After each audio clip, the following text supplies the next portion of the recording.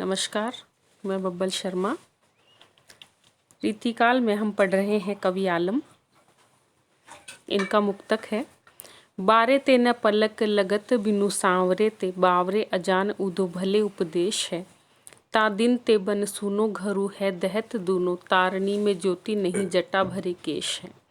आलम विहात छित जनो जात कोटि दिन कीन रैन की समाई सुरती नन्नैश है। हम हूँ ते शाम दूरी शाम हूँ ते हम दूरी वह तो आछे काछे शाम सखी मैले भेष हैं। सखियाँ यहाँ पर उद्धव से कहती हैं कि बारे ते न पलक लगत बिनु सांवरे ते, कि जब से हमें श्री कृष्ण छोड़कर मथुरा गए हैं उस दिन से पलक न लगत, क्षण भर के लिए भी हमने विश्राम को प्राप्त नहीं किया, हमारी पलकें नहीं लगती। बिनु सांवरे ते, श्री कृष्ण के बिना। बावरे अजान उदो भलो उपदेश है। हे उद्धव, आप हमारी इस बात से बिल्कुल अनजान हो, श्री कृष्ण के प्रति हमारा जो अनन्य प्रेम है उससे आप अनजान हो। हे बावले उद्धव, भले उपदेश है, आप हमें भला उपदेश देने यहाँ आए हो। अर्थात आपके उपदेश का हमारे लिए कोई महत्व नहीं है, क्योंकि श्री कृष्ण के बिना हमें एक क्षण भी चैन नहीं है। ता दिन ते बन सुनो घरु है दहत दूनो, जिस दिन से श्री कृष्ण इस ब्रज प्रदेश को छोड़कर गए हैं उसी दिन से ये वन सूना है, घरु है दहत दूनो, और हमारे घर हैं वो हमें दुगने रूप में जला रहे हैं। तारनी में ज्योति नहीं जटा भरे केश हैं, और तारों में ज्योति नहीं है, अर्थात प्रकृति ने, वनस्पति ने, चारों तरफ जो सृष्टि है उसने भी मानो शून्यता को धारण कर लिया है। न तो तारों में ज्योति दिखाई देती है, और साथ ही यहाँ पर यमक अलंकार के माध्यम से कवि कहते हैं कि हमारी आँखों के जो तारे हैं, जो श्री कृष्ण को देखकर चमक प्राप्त करते थे, उन तारों में अब कोई ज्योति नहीं है, अर्थात हमारी आँखें हैं वो निष्प्रभ हो गई हैं। जटा भरे केश हैं, और जिस केश विन्यास को हम श्री कृष्ण को दिखाने के लिए, श्री कृष्ण का मन मोहित करने के लिए बनाया करती थी, वो केश विन्यास अब जटाओं के रूप में बदल गया है। आलम विहात छित जनो जात कोटि दिन कीने रैन की समाई सूरती नन्नेश है। आलम कवि कहते हैं कि श्री कृष्ण हमें छोड़कर जब से गए हैं, जात कोटि दिन, प्रत्येक क्षण प्रत्येक दिन है वो करोड़ों के समान निकलता है, अर्थात एक एक पल है वो करोड़ों दिन के समान निकलता है। कीन रैन की समाई सूरती न नैश है, लेकिन श्री कृष्ण ने क्षण भर के लिए भी हमारी सूरती नहीं ली, अर्थात कभी हमारा स्मरण नहीं किया। हम हूँ ते शाम दूरी शाम हूँ ते हम दूरी, श्री कृष्ण हमसे दूर हैं और हम श्री कृष्ण से दूर हैं। वह तो आछे काछे, लेकिन श्री गोपियाँ यह कहती हैं कि श्री कृष्ण तो सुंदर सुंदर वेशभूषा को मथुरा में धारण किए हुए हैं, सखी मैले भेष हैं, लेकिन यहाँ गोपियों ने श्री कृष्ण के बिना सारे अपने साज श्रृंगार को, सारे आभूषण वस्त्रों को छोड़ दिया है, और मैले वेशों में श्री कृष्ण के वियोग में दुखी होकर इधर उधर भटक रही हैं। इस मुक्तक के माध्यम से यहाँ आलम कवि ने विप्रलम्ब श्रृंगार का वर्णन किया है। अगला मुक्तक हम देखते हैं। शीत रिपु भई भीत भई छाती राती ताती तई, ऐसे ताप तीय तन तय न तावेंगे। आलम अनिल इतराय ते कलिन मिली दीनह कलेश सुधि आने दूने दवेंगे। ग्रीष्म ते उष्म अषाढ़ उधो माधो जो न आए बन भ्रमर जो भवेंगे।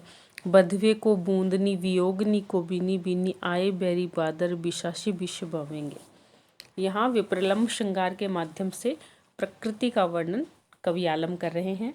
शीत रिपु भीत भई छाती राती ताती तई, कि श्री कृष्ण के वियोग में जो शीत ऋतु है वो रिपु भीत भई, वो हमें डराने वाले शत्रु के समान बन गई है। छाती राती ताती तई, और हमारे हृदय में श्री कृष्ण के प्रति जो अनुराग है उसके वशीभूत होकर हमारा जो हृदय है वो वियोग की अग्नि में तप्त है, वियोग की अग्नि से दहक रहा है। ऐसे ताप तीय तन तय है न तावेंगे। हे उद्धव, ऐसे ताप में तीय तन तय, हम गोपियों का जो शरीर है वो पहले से ही तप रहा है। न तावेंगे, आप अपने उपदेश को सुनाकर हमारे हृदय को और मत तपाइए, हमें और मत जलाइए। आलम अनिल इतराय के कलिन मिली, गोपियाँ यहाँ प्रकृति का वर्णन करते हुए कहती कि चारों तरफ संयोग की, श्रृंगार की छटा छाई हुई है और अनिल जो हवा है इतराय के कलिन मिली, वह भी इतराकर प्रेम के वशीभूत होकर कलियों से मिलता है। दीनों है कलेश शुद्धि आने धुए दवेंगे। और प्रकृति के इस मनमोहक को, इस संयोग को जब हम देखते हैं तो दीनों है कलेश, तो ये प्रकृति का जो मिलन का स्वरूप है वो हमें क्लेश प्रदान करता है। सुधि आए, और बार बार इस रूप को देखकर हमें श्री कृष्ण का स्मरण होता है। दूने दवेंगे, और जब उनका स्मरण होता है तो हम दुगने रूप में विरह की अग्नि में जलने लगती हैं। ग्रीष्म ते उसम आषाढ़ उद्धो, हे उद्धव, गोपियाँ कहती हैं यहाँ पर कि ग्रीष्म ते उसम, कि गर्मी के समान उष्मा के वशीभूत है हम हैं, गर्मियों के समान हम तप रहे हैं, जल रहे हैं। आषाढ़ उद्धो, और गर्मियों के बाद जब आषाढ़ का महीना आता है लेकिन श्री कृष्ण के आने की अवधि निकट नहीं आती, श्री कृष्ण के आने की कोई सुध हमारे पास नहीं है। माधो जो न आए, हे उद्धव यदि श्री कृष्ण अब नहीं आए, मन भ्रमर जो भवेंगे, तो जिस तरह से भंवरा है वो इधर उधर भटकता फिरता है, उसी तरह से हमारा मन है वो भ्रमित होता हुआ इधर उधर भटकता रहेगा।